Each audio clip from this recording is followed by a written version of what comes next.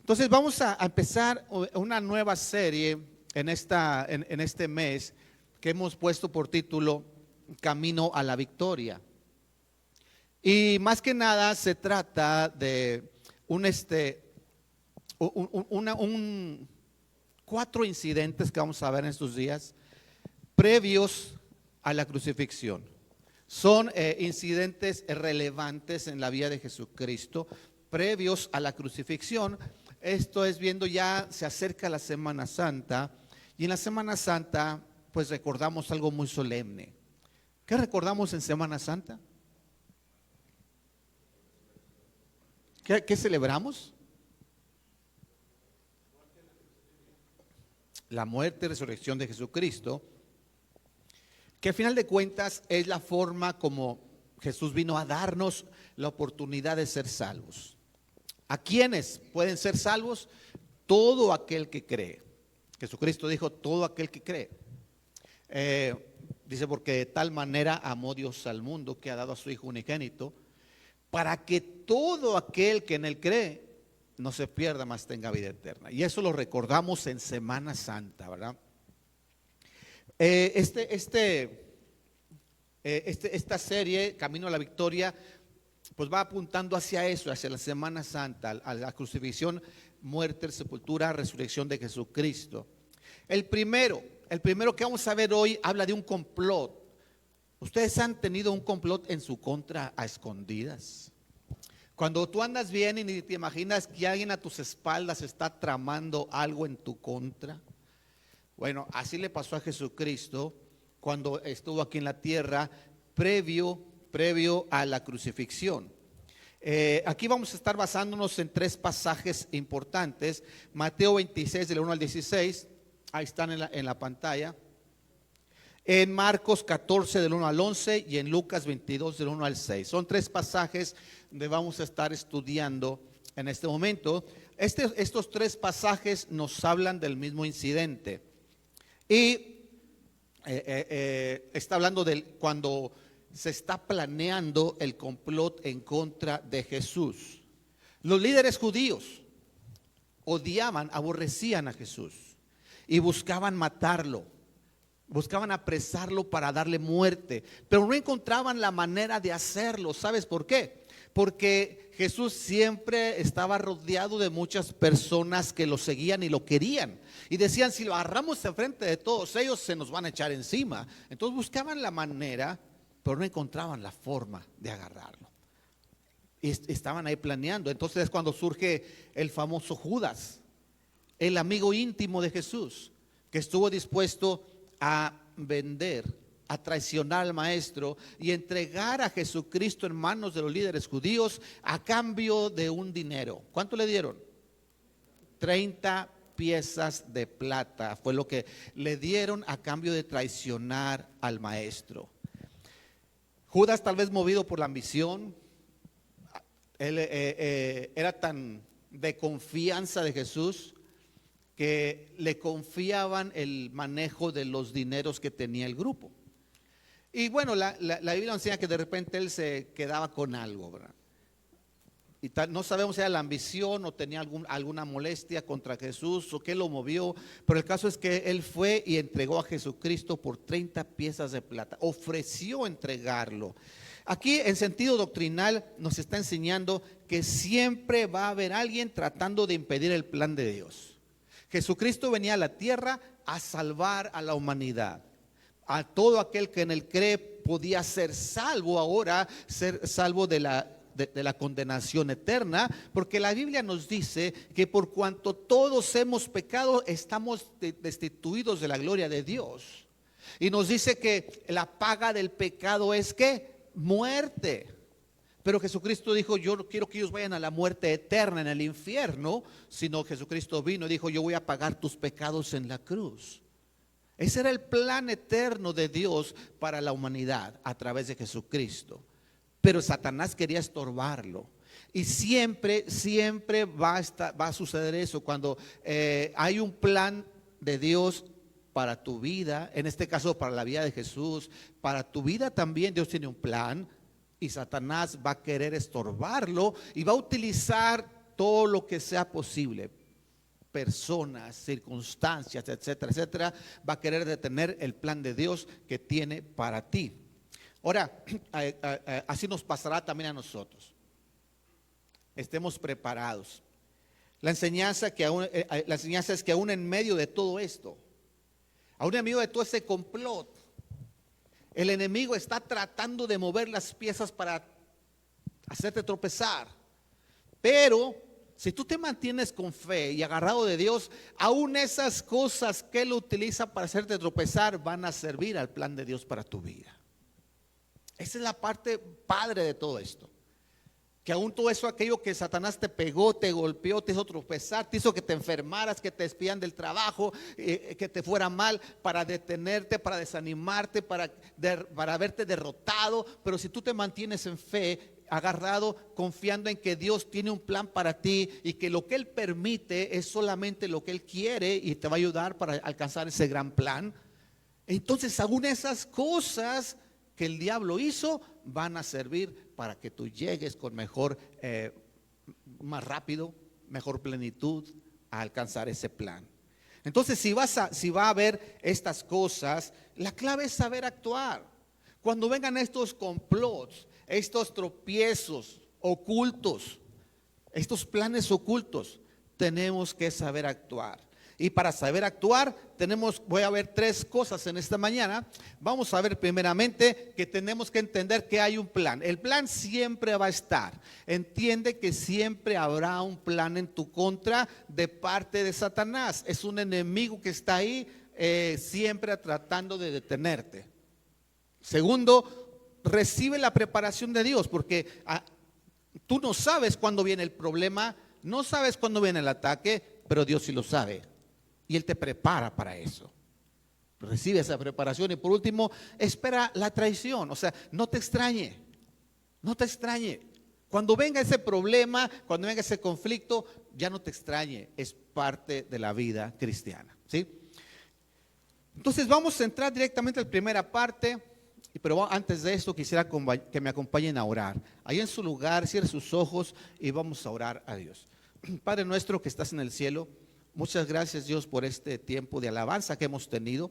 Gracias por que ahora podemos estudiar tu palabra. Te pedimos que tú nos hables, que tú nos permitas estar en comunicación contigo, que quites todo impedimento, todo estorbo, aquello que nos distraiga. Ayúdanos a hacerlo a un lado y permítenos escuchar tu palabra y recibirla con humildad y ponerla en práctica en nuestra vida. A todos Dios, danos un corazón sensible. Limpia nuestro corazón, limpia nuestros pecados para poder ser sensibles a tu palabra. En nombre de Jesucristo lo pedimos. Amén.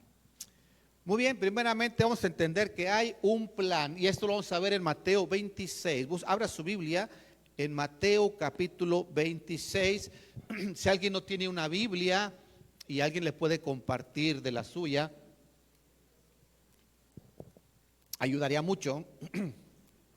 Mateo 26, versículo 1 dice lo siguiente: cuando hubo acabado Jesús todas estas palabras, dijo a sus discípulos. Cheque, antes de esto Jesús había estado enseñando muchas cosas acerca de la profecía, cosas que habrían de venir en el futuro. Y cuando acaba de enseñar esto, Jesús dice lo siguiente: sabéis que dentro de 2 días se celebra la Pascua. ¿Cuánto faltaba para la Pascua? 2 días. Y el Hijo del Hombre será entregado para ser crucificado.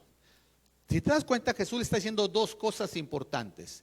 1, que se acerca la Pascua. 2, que el Hijo del Hombre va a ser sacrificado.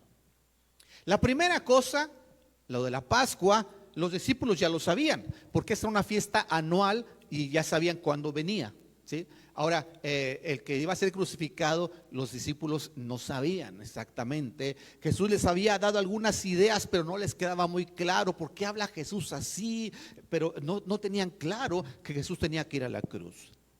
Y dice en un versículo 3: entonces los principales sacerdotes, los escribas y los ancianos del pueblo se reunieron en el patio del sumo sacerdote llamado, ¿cómo? Ellos son los líderes judíos. Sí, ahorita vamos a hablar de ellos. Dice, y tuvieron consejo para prender con engaño a Jesús y matarle, pero decían, no durante la fiesta, porque no sea, para que no se haga alboroto en el pueblo. O sea, no que en el fiesta de la Pascua había mucha gente en la calle, mucha gente alrededor de Jesús, y ellos no querían echarse en contra del pueblo. Entonces estaban ahí planeando cómo hacerle. Ok, entonces vamos a entender primeramente ¿qué es esto de la fiesta de la Pascua? O sea, faltaban 2 días para la fiesta de la Pascua. Esto es importante para entender esta historia. La fiesta de la Pascua, como dice ahí en el recuadro, era una celebración que el pueblo tenía cada año por mandato de Dios. ¿Sí? Dios les ordenó en la ley que cada año debían celebrar esa fiesta. ¿Se acuerda usted qué recordaba o qué simbolizaba esa fiesta? Exacto. Recordaban su salida de Egipto. Recuerden que ellos fueron esclavos por 400 años en Egipto, y esta fiesta recordaba el día en que salieron de Egipto. ¿Sí me estoy explicando? Algo así similar como hoy en día, cuando celebramos nosotros los mexicanos nuestra libertad, nuestra independencia. Algo similar, ¿sí? El 15 de septiembre celebramos el día que México fue libre. Bueno, entonces ellos celebraban esto. Ahora, entre otras cosas, parte de las cosas que principalmente hacían era que comían un cordero maduro de 1 año, no un cachorrito. Bueno, ¿cómo se llamaba el cachorro de los corderos? No, pues más o menos. Es un cordero, ¿no? El cachorro de los borregos. Sí. Entonces, pero que fuera de 1 año, que fuera de 1 año sin defecto. O sea, que no estuviera enfermo, no estuviera cojo, no tuviera un ojo tapado, no, que estuviera bien sano, de 1 año. Y luego tenían que cocinar asado directamente al fuego. Aquí en Monterrey entendemos lo que es el asado, ¿verdad? ¿Sí? Ustedes entienden. O sea, es decir, no lo haces en guiso, con agua y con papitas y zanahorias, no, nada de eso. Tenía que ser directamente al fuego, nada de mole o la fritada que hoy en día se hace. No, o sea, tenía que ser la carne directamente al fuego. Esto los judíos no sabían al 100%, pero tenían muchos años ya haciendo esta fiesta. Cada año la celebraban y muchos ni sabían qué representaba. Sabían que recordaba su salida de Egipto, pero simbolizaba la muerte de Jesucristo, el cordero perfecto, el cordero que maduro de 30 años, 33 específicamente, ¿sí? Sin defecto, sin pecado, que fue a la cruz a sacrificarse por nosotros para que nosotros pudiéramos ser salvos. Y luego la carne asada al fuego simboliza que Jesucristo tuvo que ir directamente al infierno a dejar nuestro pecado. Porque la paga del pecado es ¿qué? Muerte. ¿Cuál muerte? La muerte segunda, en el lago de fuego, que dice Apocalipsis. Allá es donde se paga el pecado. No en la muerte que todos un día tendremos que pasar si no viene Cristo antes. ¿Sí? No esa muerte que nos entierran o los creman, no es esa muerte. Hay otra muerte después, que es la muerte eterna, y ahí se paga el pecado. Y dice la Biblia que es un lago que arde, hay fuego, hay lumbre. Por eso la carne es directamente asada al fuego. Eso estaba representando la segunda venida, mejor dicho, la primera venida de Cristo, y que iba a ir a pagar nuestros pecados en la cruz y luego dejarlos en el infierno. Eso era la Pascua. Y dice, cada año celebraban un corderito. Y ellos ni sabían que ese año iban a celebrar al verdadero cordero, iban a sacrificar al verdadero cordero. Mientras todos tal vez iban a andar buscando su cordero para su fiesta, su Pascua, ese día se iba a sacrificar el verdadero cordero, que era Jesucristo. Coincidió con la fiesta, no coincidió así casualmente, no, todo estaba planeado por Dios así. Ese mismo día coincidió la fiesta de la Pascua con el sacrificio de Jesucristo.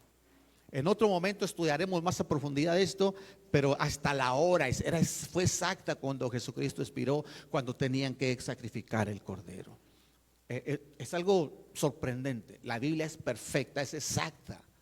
Muchos piensan que la Biblia son mentiras, pero no, si tú la estudias un poquito, créeme, te sorprendes de las cosas que tú aprendes ahí.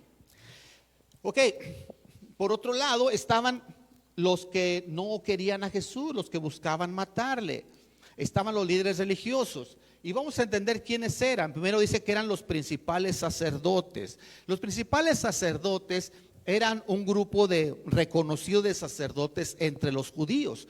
Recuerda que del linaje de Aarón, dijo Dios que de su descendencia iban a surgir los sacerdotes. Solamente de Aarón, que fue el primer sacerdote puesto por Dios desde que salieron de Egipto, de ahí toda su descendencia iba a continuar en el sacerdocio.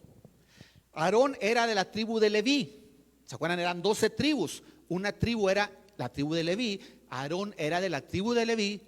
Y todos la tribu de Leví iban a estar, ahora sí que destinados a servir en el templo. Por eso se llamaban los levitas, los que servían en el templo. Pero solamente la familia de Aarón iban a ser los principales sacerdotes. Entonces aquí vemos el grupo de sacerdotes más reconocidos, más respetados que estaban ahí en este grupo. Si te fijas, religiosos, conocían la escritura. Otro grupo, otras personas que estaban ahí eran los escribas. Los escribas eran personas expertas en la escritura. Eran encargados de estudiar la escritura. Incluso copiaban, transcribían la escritura, la enseñaban a otros. La estudiaban, la analizaban y la enseñaban. Eso era lo que hacían los escribas. La interpretaban. En algunos casos también se le llaman los doctores de la ley o los maestros de la ley. O sea, si te fijas, eran acá gente experta en la escritura. ¿Conocía la escritura? Claro que conocía. ¿Quién más estaba ahí? Después de los escribas, ¿quién estaba? Los ancianos del pueblo. Los ancianos, aunque no eran autoridades 100% religiosas, pero eran hombres maduros de experiencia, muy respetados entre el pueblo. Por lo regular, de cada familia tenían un anciano más respetado, y lo llamaban para que fuera parte del grupo de ancianos, a los que los líderes consideraban, y lo tenían ahí como un grupo de ancianos, los que más experiencia tienen. Tal vez algunos sí serían ancianos de canas y de edad, otros tal vez no serían tan viejos, pero sí muy maduros y con experiencia, muy respetados por la gente. Por ejemplo, si dijéramos el grupo de ancianos de aquí, los más respetados, los que tienen más experiencia, los que tienen más madurez, y los hemos visto que toman buenas decisiones correctas. Pablo, el primer anciano que dicen aquí. Y digo, no necesariamente tiene que ser por edad. ¿Quién más? Oscar. Ya, Oscar está bien chavo, ya le llaman anciano. En el sentido espiritual, ¿verdad? ¿Quién más? ¿Qué? Lalo 100%.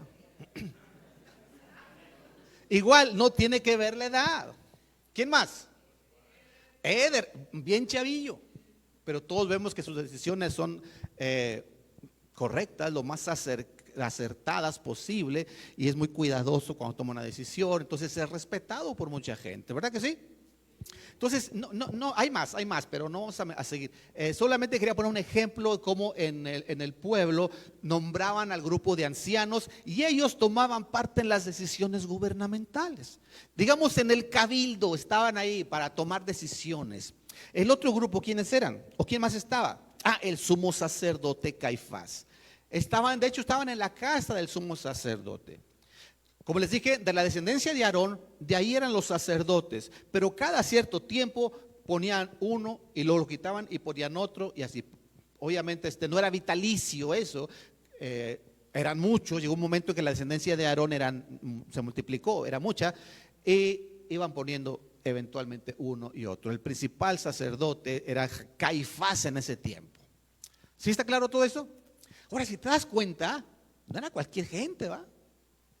Eran autoridades políticas, civiles, religiosas.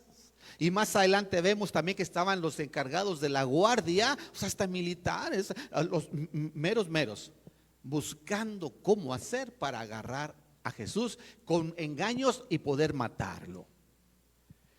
Si tú te das cuenta, ¿por qué este grupo tan importante estaba en contra de Jesús? Jesús no les había hecho nada, pero sabes una cosa, a ellos les calaba en lo más profundo cuando Jesús predicaba y a ellos les tocaban las pedradas. Digo, no es que Jesús les estuviera tirando directamente así con mala onda, sino les estaba diciendo qué cosas deberían cambiar y corregir. Digo, es muy común que de repente en la congregación dice, esta me la están tirando a mí. Algo le contaron al pastor, por eso me están diciendo eso. Y no es así. Mira, por ejemplo, uno de los casos más claros está en Mateo capítulo 23. Busca ahí en su Biblia capítulo 23 de Mateo. Y vamos a ver cómo en varias ocasiones, este es uno de ellos. Hay muchos pasajes más donde Jesús les habla bien duro a los fariseos, ¿sí? Y a los escribas. Dice el versículo 13 de Mateo 23. Ay de vosotros, escribas y fariseos hipócritas, porque cerráis el reino de los cielos delante de los hombres, pues ni entráis vosotros ni dejáis entrar a los que están entrando. O sea, aunque eran expertos en la escritura, los escribas no vivían las cosas correctas. Enseñaban, sabían mucho, pero no vivían lo que sabían, ni vivían lo que enseñaban. ¿Me estoy explicando? Cuando dice, ay de vosotros, como diciendo, ay, ni saben lo que les espera, compadre. Pobrecito de ti lo que te va a venir encima.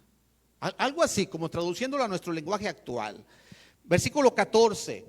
Ay de vosotros, escribas y fariseos hipócritas, porque devoráis las casas de las viudas y como pretexto hacéis largas oraciones. Por eso recibiréis mayor condenación. Versículo 15. Ay de vosotros, escribas y fariseos hipócritas, porque recorréis el mar y tierra para ser un prosélito, y una vez hecho lo hacéis 2 veces más hijo del infierno que vosotros. O sea, hacen todo lo posible por conseguir seguidores, y cuando consiguen seguidores los hacen peor que ustedes, en lugar de guiarlos correctamente. O sea, sabían mucha Biblia, mucha escritura, pero eso lo estaban usando como tropiezo para ellos mismos y para hacer tropezar a otros.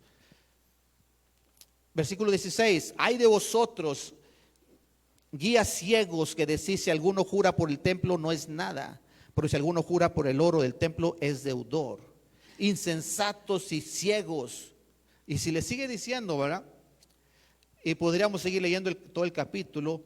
Versículo 23 dice, versículo 23, ay de vosotros, escribas y fariseos hipócritas, porque diezmáis la menta y el eneldo y el comino, y dejáis lo más importante de la ley, la justicia, la misericordia y la fe.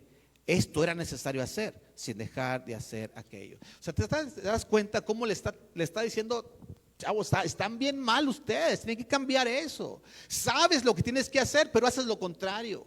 Te sabes de memoria la escritura, pero no la vives. Estás haciendo tropezar a otros. Ahora entiendes por qué no lo querían. Sí, o sea, aquellos líderes judíos religiosos sabían la escritura, ministraban en el templo, los sacerdotes, los levitas, servían en el templo, pero su vida estaba completamente alejada de lo que Dios quería que vivieran. Y cuando Jesús predicaba acerca de esto, se molestaban. Y por eso lo estaban buscando. Entonces, aquí podemos entender que este cuadro, Jesús cumpliendo el plan que Dios tiene para él, y por otro lado, aquel grupo secreto haciendo un plan para detenerlo, para hacerlo tropezar. Esto nos recuerda algo a nosotros. Hay una representación aquí trayendo esa escena a nuestros días. Siempre habrá alguien buscando algo en tu contra. Pero cuando digo esto, no pienses en personas. Son seres espirituales de maldad. Son demonios que quieren hacerte tropezar. Simplemente estos demonios van a utilizar a las personas que están a tu alrededor, van a utilizar las circunstancias, van a utilizar cualquier cosa que puedan usar para hacerte tropezar. Son seres poderosos, no son cualquiera. Es un cuadro trayendo eso hacia nuestros días, ¿sí? Ahora, mira, ahí en Efesios 6:12 nos explica esto. Dice en Efesios 6:12, ¿tenemos en pantalla? Ahí está. Dice, porque no tenemos lucha contra sangre y carne. O sea, nuestros enemigos no son de carne y hueso, no son humanos. Está diciendo eso, ¿sí? Dice, no tenemos lucha contra sangre y carne, sino contra principados, contra potestades, contra los gobernadores de las tinieblas de este siglo, contra huestes espirituales de maldad de las regiones celestes. Esos son nuestros enemigos. No es tu jefe, no es tu vecino, no es tu familia, no son tus padres, son tus suegros, no son tus hijos, no es tu esposo, tu esposa, no es seres humanos, no son ellos. Son seres espirituales poderosos que son muchos. Ahí habla de huestes espirituales de maldad que operan en las regiones celestes. Y simplemente van a utilizar toda persona, toda cosa, circunstancia que puedan usar, que esté a tu alrededor para hacerte detener. Cosas que te interesan, cosas que influyen en tu vida, cosas que te afectan, es lo que van a usar para hacerte tropezar y verte fracasado. Es lo que quieren hacer. Mira, en Nehemías 4:11 también nos habla un cuadro de esto. Nuestros enemigos dijeron: no sepan ni vean hasta que entremos en medio de ellos y los matemos y hagamos cesar la obra. Esa es la estrategia del enemigo. Que no veas, que no te des cuenta hasta que ya te afectaron y te detuvieron. Muchas iglesias son infiltradas por agentes de Satanás hasta que las dividen, hasta que las destruyen. Empiezan a sembrar cizaña, empiezan a sembrar murmuraciones y chismes hasta que destruyen una iglesia. Las familias son infiltradas por conceptos, por ideas que alguien vino a sembrar en uno de los integrantes de la familia. Cada persona va a ser afectada por cosas que tienes cerca, sin que te des cuenta, sin que lo percibas, hasta que estemos en medio de ellos. Dice, los matemos y hagamos cesar la obra. ¿Vamos entendiendo esta parte? Estos enemigos estarán constantemente planeando algo para detener el plan que Dios tiene para tu vida. No es la gente, ya lo mencionamos, no te pongas en contra de la gente. Y sabes una cosa, Dios se los va a permitir. Muchos dirán, no, al cabo Dios me va a proteger de sus ataques. Mira, lo que Dios va a hacer es encauzarlos, usarlos de manera positiva si nosotros nos mantenemos firmes. Pero Él lo permite. ¿Sabes por qué lo permite? Porque en esas luchas es que nos fortalecemos. ¿Estamos de acuerdo? Nadie se hace buen deportista solo viendo el deporte por la televisión. Tiene que doler, ¿a poco no? ¿Sí? Dice una frase por ahí que un gran marinero se forma enfrentando fuertes tormentas. Entonces Dios permite que enfrentemos esas cosas para que podamos forjarnos. Ahora podemos notar que Jesús aquí está tranquilo. Él simplemente le dice, faltan 2 días para la Pascua y el Hijo del Hombre va a ser sacrificado. No está nervioso, no está asustado. Él sabe que lo que viene será difícil, pero está tranquilo, confiando en el plan de Dios, en que lo que Dios permita es parte de su perfecto plan. Y es lo que nos queda a nosotros. Nada nos garantiza que va a estar mañana, que va a pasar al rato. Pero si estamos en los caminos de Dios, pase lo que pase, será parte del plan de Dios. ¿Vamos bien hasta aquí? Los veo como muy bostezosos. ¿Alguien no durmió bien? Digo, no pienses que lo digo por ti. Ya son varios bostezos que veo así desde hace rato. No digo por una sola persona, ¿verdad? La segunda cosa que quiero mencionar es que tiene que ver con la preparación que Dios tiene para nosotros. Recuerda, tú y yo no sabemos cuándo viene el ataque, pero Dios sí lo sabe y nos prepara para ello. Dios sí lo sabe y nos prepara. Ahora vamos a Marcos capítulo 14. Marcos capítulo 14. Dice aquí que, bueno, en estos tres pasajes que les mencioné vienen estas tres partes. Planear el complot, y luego cuando Jesús es ungido en Betania, y luego ya cuando se hace el trato. Y aquí vamos a ver cuando Jesús es ungido en Betania como una forma de preparación. Estamos ahí en el versículo 3 del capítulo 14 de Marcos, ¿verdad? Y dice lo siguiente: pero estando él en Betania, en casa de Simón el leproso, y sentado a la mesa, vino una mujer con un vaso de alabastro de perfume, de nardo puro, de mucho precio, y quebrando el vaso de alabastro, se lo derramó sobre su cabeza.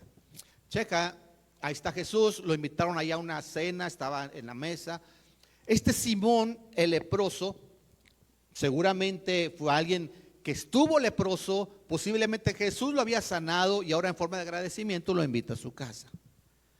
Digo, fue leproso en el pasado porque normalmente los leprosos no podían invitar gente a su casa. Es más, ellos estaban viviendo en lugares aislados, hay lugares que llamaban leprosarios, no podían andar entre la gente. Aquí seguramente Simón ya había sido sanado por Jesús y por agradecimiento lo invitó a casa. Entonces llega una mujer. Según Juan capítulo 12, no lo voy a leer, pero usted lo puede leer en casa. Es un pasaje donde se narra también esta historia. Pero ahí dice que la mujer se llama María. ¿Se acuerdan de María, que tenía una hermana que se llamaba Marta? Y un hermano que se llamaba Lázaro. Bueno, se dice que es el mismo incidente. Entonces esta mujer, aunque aquí no aparece el nombre, en Juan sí le dice el nombre y se llama María, la hermana de Lázaro y hermana de Marta. Esta mujer viene con un vaso de alabastro. El alabastro es una piedra parecida al mármol, y con esa hacían unos recipientes, y en esos recipientes los usaban para contener perfumes o líquidos de alta calidad. En este caso los perfumes caros, perfumes costosos, para que su aroma no se dispersara, iban en esos frascos, iban sellados. Esos frascos los hacían en Egipto y los traían desde allá porque el perfume era carísimo. ¿Alguien ha usado perfumes carísimos? El más caro que has usado, ¿cuál es? El de la botita de Avon.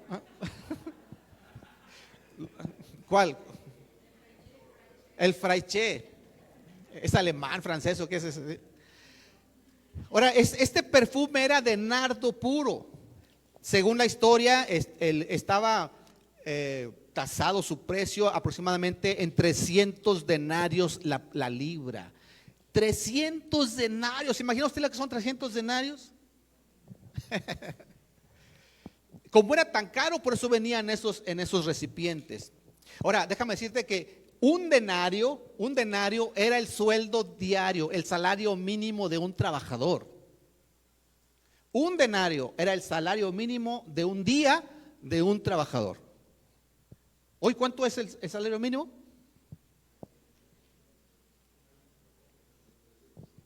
¿Como 300 qué? 315, ¿no? Por ahí. Pues más para que te des una idea. 300 por 315 da como 94,000 pesos. ¿Te has comprado un perfume de 94,000 pesos? Digo, no lo vean así tan literal. Es simplemente usando el poder adquisitivo para darnos una idea de lo que representaba la inversión, ¿sí? O sea, usando el poder adquisitivo. Un denario, salario mínimo de un día por 300. Era lo que costaba ese perfume. Estaba caro, ¿no? ¿Cómo lo consiguió María? No sabemos. O ahorró para conseguirlo, se lo regalaron, se lo heredaron o algo hizo, pero no era una familia rica. Por ver la historia de María, Marta y Lázaro, no eran millonarios, como para comparar algo así. Hubo un esfuerzo, un sacrificio para conseguirlo y más para desprenderse de aquello. Ella viene y rompe el vaso. No es que lo agarró y lo quebró así en el piso, no, no. O sea, como venían sellados, tal vez había que romper la tapa porque venía sellado y lo vertió sobre la cabeza de Jesús. Era una costumbre antigua ungir a los invitados. En Juan dice que ungió los pies. Y dice, se está contradiciendo. No, lo que pasa es que como en aquel tiempo no se sentaban a la mesa como nosotros así. Ellos era como un tipo reclinatorio donde estaban recostados a la mesa, ¿sí? Así de lado, y estaban comiendo así. Entonces era fácil que escurriera hasta los pies. Entonces, pero esos son detallitos que en otro momento podemos estudiar más a fondo. Ahorita enfoquémonos simplemente en que ese frasco lo rompió, estuvo dispuesta a deshacerse de esa fragancia tan grande, tan costosa. Incluso en Juan dice que el lugar se llenó de aroma. Como cuando se te tira el perfume en la casa y todo anda oliendo ahí por 3 días, ¿no? Bueno, el perfume de nardo impregnó todo eso. Ahora aquí, enfócate en esto, el frasco debe romperse. El frasco, ¿sabes qué representa aquí? Representa nuestra vida. Todos estamos llenos de algo. Unos nos llenamos del Espíritu, dice la Biblia. Otros nos llenamos de lo que dicen las noticias. Otros nos llenamos de TikToks. Nos llenamos de redes sociales. Nos llenamos de chismes. Nos llenamos de esto. ¿De qué te llenas tú? Esa es la pregunta. ¿De chismes? ¿De comida? Otros nos llenamos de comida. Sí. Ahora, mira, ahí en Lamentaciones 4:2, está en la pantalla, dice aquí, los hijos de Sión, preciados y estimados más que el oro puro, como son tenidos por vasijas de barro, obra de manos del alfarero. Nosotros no somos de alabastro, dice que somos de ¿qué? Somos vasijas de barro. ¿Por qué de barro? 2 Corintios 4:7 dice, pero tenemos este tesoro en vasos de barro para que la excelencia del poder sea de Dios y no de nosotros. El contexto está hablando del evangelio, que nosotros contenemos el evangelio para que el que brille no sea yo, triste barro. Ni siquiera soy vaso de alabastro, no, soy de barro. Para que lo valioso sea el evangelio que estoy predicando. El evangelio que estoy viviendo. Es lo que está diciendo ahí. Pero yo soy de barro. ¿Por qué de barro? ¿De qué fue hecho Adán? Del polvo de la tierra. Entonces somos de barro. No te creas tan grande. Si por algo somos grandes, es porque Cristo está en nosotros. Eso es lo que nos da valía. Entonces aquí dice, aquí representamos este frasco de barro nosotros, ese era de alabastro, pero hay que... ¿Y qué te dice a ti? ¿Qué tienes que hacer tú? Para que el evangelio fluya, ¿qué tienes que hacer? María, para glorificar a Jesús y honrarlo, tuvo que romper el frasco. Para poder glorificar a Dios, ¿qué tenemos que hacer? A ver, sin miedo. Rompernos, quebrarnos. Esto representa humildad. El rompernos, el quebrarnos representa ser humildes. No que, no, yo soy lo máximo. No, o sea, sino que tengo que quebrarme. Romper el frasco es doblar nuestras defensas delante de Dios. Humillar nuestra grandeza, nuestra riqueza, nuestra experiencia, nuestro conocimiento. Nada de que es que yo conozco mucha Biblia, no creo que alguien aquí me pueda enseñar. No, o sea, olvídate. Ahí no puedes glorificar a Dios así. Reconocer nuestras faltas, nuestros errores, sin ocultar nada, sin culpar a nadie. Es que esto pasó porque él tuvo la culpa, porque no, sin dar explicaciones, simplemente reconocer que la regamos. Reconocer delante de Dios que no somos nada y que solo en Cristo podemos ser más que vencedores. O sea, por mí mismo, no. Jesucristo dice, sin mí nada podéis hacer. ¿Me estoy explicando? Eso es quebrarse. Tienes que reconocer delante de Dios eso. Para que tú puedas glorificar a Dios con tu vida, tienes que ser humilde. Olvídate de que eres tan Juan Camaney. ¿Sí me explico? O sea, tienes que humillarte delante de Dios. Ahora, quebrarse es muy costoso cuando no hay humildad. Reconocer que yo necesito que me enseñe, que Dios me enseñe algo, que mi conocimiento no sirve de nada. Si no hay humildad, es muy difícil hacer eso. ¿Recuerdan ustedes a Gedeón y sus 300? ¿Se acuerdan? Que iban a derrotar 300 hombres, iban a derrotar una multitud de un ejército. Y como Dios les dijo, llevaran en un cántaro, llevaban adentro una antorcha, ¿se acuerdan? En la noche. Entonces la luz de la antorcha no se veía, la antorcha iba encendida, pero adentro del cántaro. Rodearon el campamento enemigo, pero con las antorchas adentro del cántaro. Y para poder derrotar al ejército madianita, que era muy numeroso, ¿qué hicieron? ¿Qué tuvieron que hacer? Rompieron su cántaro. La luz salió. Si no rompemos el cántaro, hay mucho potencial que quedará ahí encerrado. Dios te hizo con mucha capacidad y mucho talento, pero si no rompes tu cántaro, eso quedará siempre ahí encerrado y nunca va a poder salir a la luz para glorificar a Dios. Porque a veces me cuesta doblegarme delante de Dios. Me cuesta aceptar, decir, yo necesito cambiar esto. Siempre quiero defender mi punto de vista. Siempre quiero defender mis argumentos. Pero tenemos que doblar la rodilla, quebrar el cántaro. Pero regresemos a la Biblia. Dice el versículo 4 que hubo algunos que se enojaron dentro de sí y dijeron: ¿para qué se ha hecho este desperdicio de perfume? Ah, caray. Aquí vemos diferentes perspectivas.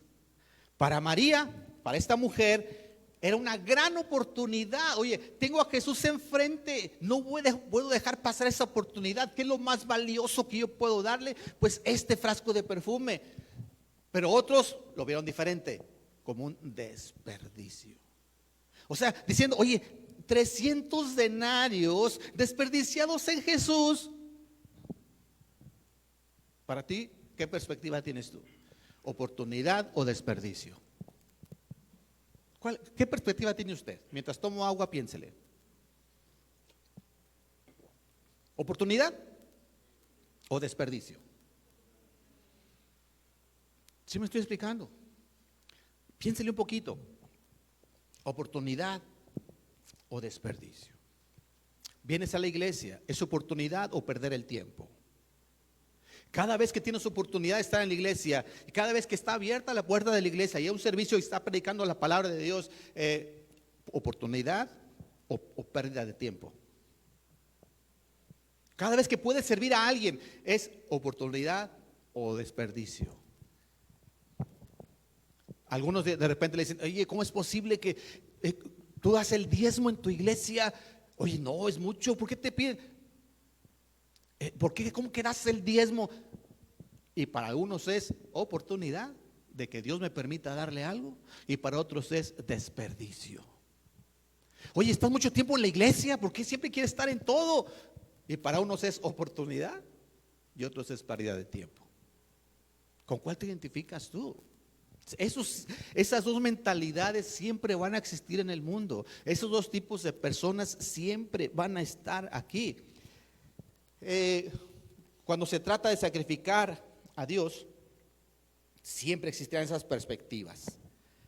Nosotros sabemos que no hay mejor manera de invertir nuestros recursos, nuestra energía, nuestra vida, nuestra juventud. Los que todavía tenemos juventud, aunque sea poquita, no hay mejor manera de gastarla, de invertirla sirviendo a Dios. ¿Está de acuerdo conmigo? ¿Está de acuerdo? Amén. ¿O está diciendo, no, pues no, la verdad no estoy seguro? ¿Tú todavía te consideras que tienes algo de juventud? Algunos más, otros menos. Digo, los muchachos tienen mucha. Yo todavía me siento que puedo correr 100 metros en, ¿qué será? 15 segundos. No, tal vez no 15. Llegué a correrlos en 12. cuando estaba chavo. Ahorita tal vez en 20, tronando las rodillas y todo, pero sí llego, ¿verdad? Pero sí, o sea, todavía me viento, no sé, todavía me siento con energía. Esa energía quiero gastarla en el servicio de Dios.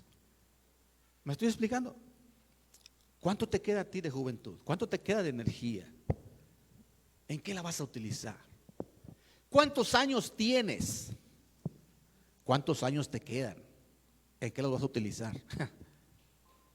O para unos será una inversión, una oportunidad, para otros será un desperdicio. Versículo 5 dice, porque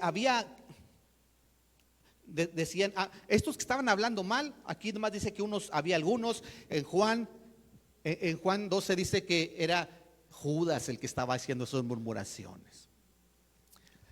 Y Judas era el que se encargaba del dinero. Y versículo 5 dice, porque podía haberse vendido por más de 300 denarios. ¿Te das cuenta? Este cuate sabe perfectamente, era el economista del grupo. Y haberse dado a los pobres, y murmuraban contra ellas. Desde aquí ya estaban aquellos que dicen, primero los pobres, pero como una excusa para poder quedarse con una parte. Eso es lo que está haciendo. Es lo que está haciendo ahí este personaje. Y buenas obras, eso de ayudar a los pobres es buenas obras para glorificar a Dios, pero en realidad ellos estaban pensando más en sí mismos que en los pobres. Querían quedarse con algo. Eso lo podemos complementar con Juan y por eso entendemos esto. Y Jesús les dice aquí enseguida que la oportunidad de ayudar a los pobres siempre va a estar ahí. Si en realidad quieres ayudar a los pobres, siempre tienes la oportunidad de hacerlo. Dice, pero yo ya no voy a estar mucho tiempo con ustedes. Yo me voy. Dice Jesús en versículo 6, dejadla, ¿por qué la molestáis? Buena obra me has hecho. Siempre tendréis a los pobres con vosotros, y cuando querráis les podréis hacer bien, pero a mí no siempre me tendréis. O sea, claramente les dice, o sea, es una oportunidad única en la vida que ella no quiso desperdiciar. Los pobres siempre van a estar ahí, ayúdalos cuanto quieras. Mucha gente dice, oye, ¿por qué quieren mandar misioneros a otras ciudades? Aquí hay mucha gente a quien evangelizar. Bueno, ¿tú qué estás diciendo eso? Ve con ellos. Ve con ellos. Ellos siempre van a estar ahí. La oportunidad de ir a predicar a otro lugar no siempre hay. Hemos ido a los desafíos. Fueron al desafío el año pasado, ¿se acuerdan? ¿Ya lo extrañan? ¿Ya quieren ir otra vez? Bueno, este año no vamos a ir. Pero el próximo año, si Dios lo permite, posiblemente vamos a Orizaba. ¿Se acuerdan la iglesia que fue con nosotros allá? Bueno, posiblemente vamos a estar con ellos. Todo apunta a que así sea. Y muchos dicen, ¿y por qué tienen que ir tan lejos allá a servir, a evangelizar? ¿Por qué no lo hacen aquí? Porque aquí siempre está la oportunidad de hacerlo. Y si no lo hacemos, es porque no queremos en realidad hacerlo. Pero una oportunidad de ir a hacerlo a otro lugar no se da todos los días. ¿Me estoy explicando? Entonces, esta es la clave. O sea, si realmente tu objetivo es ayudar, hazlo. Pero esta oportunidad no se presenta siempre. A nosotros que nos toca entender aquí, que es bueno hacer buenas obras, pero no para compensar una falta de fidelidad a Dios. Es bueno hacer buenas obras a la gente, pero no para compensar de que no nos estamos portando muy bien con Dios. O sea, aquí lo que estoy diciendo, no sirve de nada que vengas, te andas portando toda la semana mal y el domingo vienes y das aquí una ofrenda bien jugosa. Un sobre que hasta ni se puede cerrar de gordo que está el sobre. Puros de 20. No te sirve de nada, Digo, si quieres darlo, dalo. No pasa nada. Darlo a misiones o algo, pero no te sirve de nada. No podemos chantajear o sobornar a Dios. Es como cuando le das a un tránsito para que no vea que vas a alta velocidad, de que cometiste una falta, ahí te doy algo. Con Dios no podemos hacer eso. ¿Está claro? Entonces esta mujer está en el blanco de la crítica. Esta mujer la ponen ahí en el banco de la crítica, en el centro. Dice aquí, regresándome un poquito, Versículo 5 dice al final del versículo 5, y murmuraban ¿contra quién? Oye, esta mujer ya tenía experiencia en eso. ¿Se acuerdan cuando Jesús fue a visitar a Marta y María en su casa? ¿Qué andaba haciendo Marta? Limpiando, haciendo cosas, acomodando la casa, preparando comida. Yo imagino aquí meneándole al sartén, y luego iba a barrer un ratito y regresaba otra vez y le meneaba un poquito al sartén y andaba para todas partes. Y María, ¿qué hacía? Sentada escuchando a Jesús. Otra vez, oportunidad de limpiar la casa cada cuando tienes. Pero la oportunidad de escuchar a Jesús no iba a volver para ella. Oye, que Jesús venga a tu casa y tú desperdicias eso andando limpiando. No, deja todo y ven a escuchar. Y también la regañaron. ¿Quién la regañó? Su hermana Marta, que viene con Jesús. María, flojonota, mira, no me ves que ando trabajando y haciendo todo para atender al maestro y tú estás ahí sentadota. Jesús, regáñala. ¿Y qué dijo Jesús? No, Marta, la que está mal eres tú. Y la regañó a Marta. ¿Cuántas Martas sabremos aquí? Martas y Martos. Que nos enfocamos mucho en el activismo, en la actividad, en hacer muchas cosas, pero no en vivir como Dios quiere que vivamos. No poner atención a aquellas cosas que Dios quiere que escuchemos y hagamos. Ya otra vez se repite la historia. María la regañada. ¿Por qué será esto tan común? Cuando alguien ve que un creyente se está acercando más a Dios, la gente que no es muy fiel a Dios tiende a criticarlo. ¿Se han fijado en eso? Si hablamos de la gente no creyente, le dicen, ay, el hermanito, mira, ya se cree mucho, va con su Biblia a la iglesia. Pues, ¿quién te conoció cómo andabas antes empinando el codo y ahora ya te crees mucho? Así lo hacen. Ahora, a veces, eso no es lo peor es que a veces los mismos creyentes, ay, es el conce del pastor. Por eso nomás a él le dice. Y empieza, porque es el más fiel, más responsable, más cumplido, más puntual. Y se le ve que ama a Dios y ama a la gente. Y obviamente se le van a confiar más cosas. Y los demás lo critican. Siempre pasa eso. Siempre sucede eso, por alguna extraña razón. Seremos el blanco de la crítica. Ahora vamos allá al versículo 7. Dice Jesús, siempre tendréis a los pobres con nosotros, y cuando querráis les podrás hacer bien, pero a mí no siempre me tendréis, dice Jesús. Dice el versículo 8, esta ha hecho lo que podía, porque se ha anticipado a ungir mi cuerpo para la sepultura. O sea, María no dijo, ¿sabes qué? Voy a ungir a Jesús porque va a la sepultura. Ella no sabía. Ella siempre quiso honrarlo. Solo quiso honrarlo. Pero sin darse cuenta, Dios la está utilizando, la está moviendo para honrar a Jesucristo, ungirlo para su sepultura. Y si María hubiera dicho, ay, no, mejor esto. Si lo vendo, me compro una bicicleta nueva. Si lo vendo, me compro una patineta nueva. No, 10 patinetas. Si lo vendo, me compro un carro. Si lo vendo, no, mejor no. Jesús no necesita esto. Así decimos a veces, ¿no? Jesús no necesita esto. Él lo que quiere es que seamos agradecidos. Pero no, Dios siguió lo que su corazón le dijo. Y más que su corazón era Dios moviendo a María para ungir a Jesús de manera simbólica para su sepultura. En aquel tiempo eso hacían. Los cadáveres los ungían con especias aromáticas y los envolvían en lienzos y los metían en el sepulcro. Algo similar hoy cuando los cadáveres los embalsaman, se dice, ¿no? Los preparan antes de meterlos al velatorio y esas cosas. Bueno, en aquel tiempo los ungían con especias aromáticas y los envolvían en lienzos antes de meterlo al sepulcro. Y Jesús dice, esta ya lo está haciendo desde antes.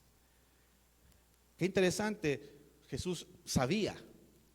Los presentes ni sabían que próximamente iba Jesús a ser crucificado.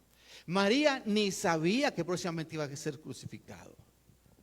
Chavos, tú no sabes qué va a pasar mañana con tu vida, pero Jesús sí sabe y te está preparando desde ahora. No fue casualidad que tú vinieras a la iglesia y escucharas esta porción de la palabra de Dios. Dios te está preparando para algo al rato, o para mañana, o para esta semana, o no sé. Siempre Dios tiene algo que darte para prepararte a lo que viene. Así que si tú estás aquí y no estás poniendo atención, porque tu mente está en que anoche ganó Tigres al América, y tu mente está en que Chivas perdió con Toluca. Y si está tu mente en que el Monterrey, ¿cómo le fue Monterrey? Perdió también. Y si tu mente está en todo aquello menos en lo que estamos hablando aquí, como dicen a veces, estás en todo menos en misa. ¿Han escuchado esa frase? Y tal vez Dios te quiere preparar para algo y tú no lo escuchaste. Tal vez Dios te quiere preparar para algo y tú no lo escuchaste. Ahora analicemos esta acción de la mujer haciendo bien a alguien sin saber lo que venía más al rato. Hagamos bien a todos, porque tú no sabes lo que vendrá con esa persona mañana. Yo me imagino que tal vez habrían dicho, los que estaban ahí presentes en esa fiesta, en esa cena, cuando crucificaron a Jesús, pueden haber dicho, ¿quién se iba a imaginar? Estaba comiendo con nosotros antier. Y mira, ahora ya murió. Tú no sabes lo que va a pasar con la gente que tienes a tu alrededor. Trátalos bien, hónralos hasta donde puedas, haz el bien, porque tú no sabes si Dios te está usando para preparar a alguien para algo. Tú no sabes cómo Dios te puede usar. Dice ahí en Gálatas 6:10,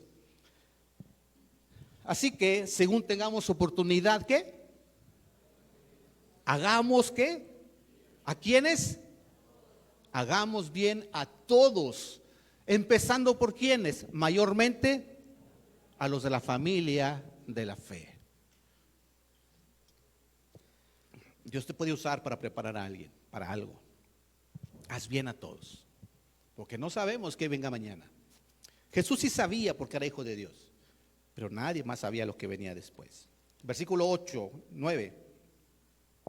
Dice el versículo 9, de cierto os digo que donde quiera que se predique este evangelio, en todo el mundo también se contará lo que ésta ha hecho para memoria de ella. O sea, Jesús dice, déjenla, está haciendo bien, está preparando para la sepultura, y dice, déjame les digo algo. Donde quiera que se predique, de aquí en adelante hacia el futuro, donde quiera que se predique este evangelio en todo el mundo, se van a acordar de esta mujer. Van a hablar de esta mujer. Y aquí estamos hablando hoy de ella. O sea, prácticamente su nombre quedó ligado al evangelio. Donde se predique este evangelio, se va a hablar de ella. En otras palabras, ¿cómo poder explicar cómo se vive el evangelio sin ver este ejemplo de esta mujer? Una forma aterrizada de cómo se vive el evangelio es lo que hizo esta mujer: honrar a Jesús, glorificar a Dios, que es para lo que hemos sido llamados, para eso hemos sido creados. Ahora, si tú te fijas aquí, quiero hacer un paréntesis, algo interesante. Aquí, usted se fija, aquí ha comparado con la ofrenda de la viuda, ¿se acuerdan? Aquella mujer que dio de ofrenda 2 moneditas de las más pequeñas que existían en aquel tiempo. Y Jesús dijo, esta ha dado más que todos. Porque otros llegaban y dejaban caer sus monedas de oro así desde arriba para que cayeran y sonaran bien chidos, de plata, de oro. Y esta no, esta despistadamente sus 2 moneditas y las entregó, porque eso era todo lo que tenía, todo lo que le quedaba. ¿Qué contraste? La viuda dio muy pequeña cantidad, María dio una gran cantidad, pero lo que tenían en común fue la actitud de entrega total, entrega total. Eso es lo que a Dios le agrada. Y qué interesante, aquí hay una gran, hablando a las mujeres, dignificación de la mujer.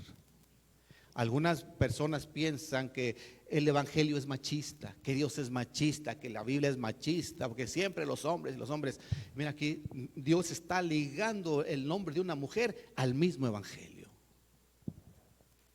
Entonces, mujeres tienen que sentirse honradas por eso. ¿Cuántas Marías podremos tener aquí? que buscan sobre todas las cosas glorificar a Dios. Por último, vamos a ver la traición. Bueno, se pacta la traición. Y esto lo vamos a ver en Lucas capítulo 22. Lucas capítulo 22, versículos 3 al 6. Recordemos, estaban reunidos los líderes judíos. ¿Qué estaban planeando? ¿Qué estaban planeando? Aprender a Jesús a escondidas, a oculto, con engaños, para luego poder matarle. Entonces, en eso estaban, y dice el versículo 3, y entró, ¿quién? Satanás en Judas, por sobrenombre Iscariote, el cual era uno de los, era del número de los 12. Mira qué interesante, cuando habla de que entró Satanás en Judas, no quiero que usted se imagine así como en las películas que Judas empezó a cosas de esas, no es nada de eso. Es simplemente la influencia satánica que está en una persona, y no tiene que hacer desfiguros, ni caras, ni retorcerse, ni hablar en lenguajes extraños, ni nada de eso. No, simplemente está haciendo lo que Satanás quiere que haga. Es lo que está haciendo Satanás aquí. Ya lo tiene tan agarrado que a la hora que quiere llega y lo manipula. Es una persona que Satanás lo ha trabajado tanto y él le ha permitido, y Satanás lo ha trabajado tanto que a la hora que quiere viene y lo manipula a la hora que quiera, como un títere, ¿sí? Algo así.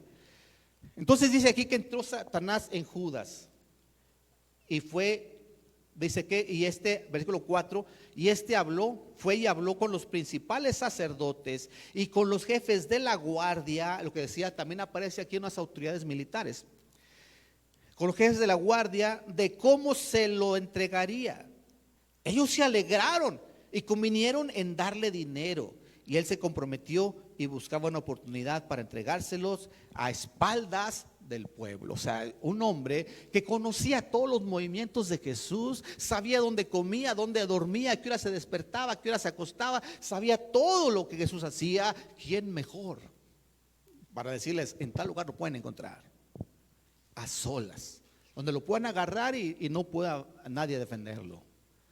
Este hombre, podemos decir, amigo íntimo de Jesús, que comían juntos, hasta en el mismo plato.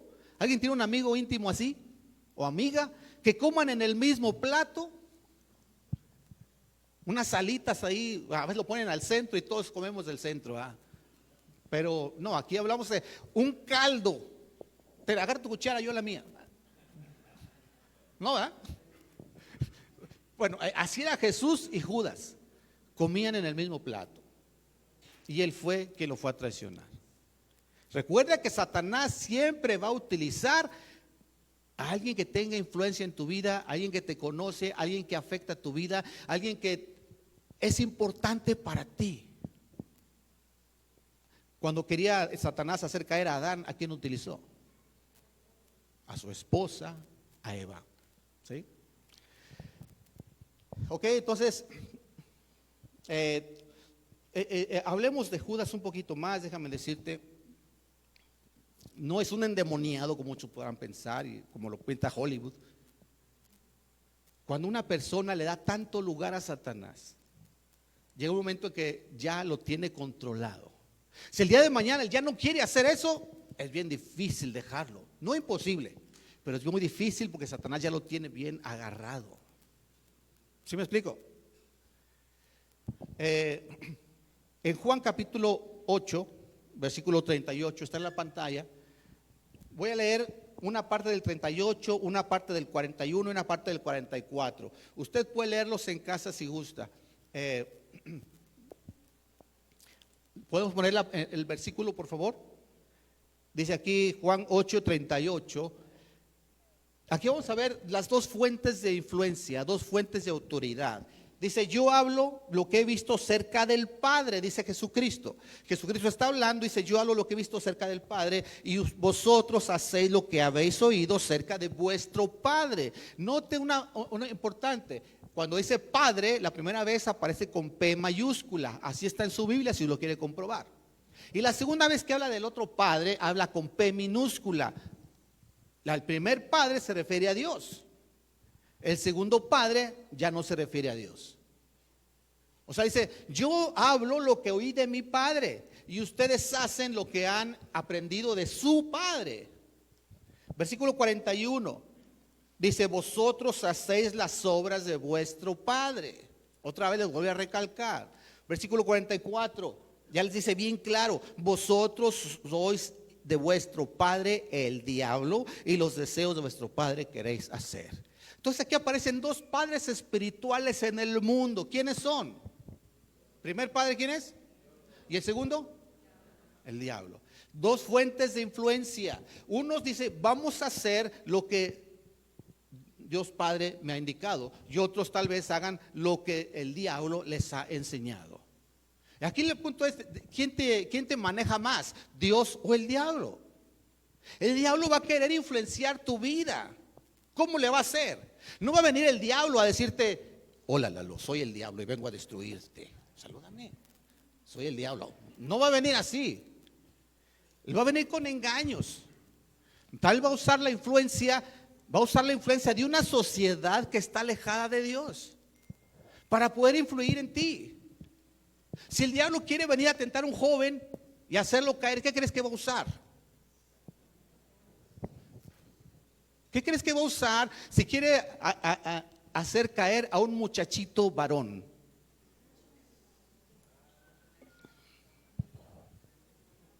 ¿Quién? ¿Una amiguita?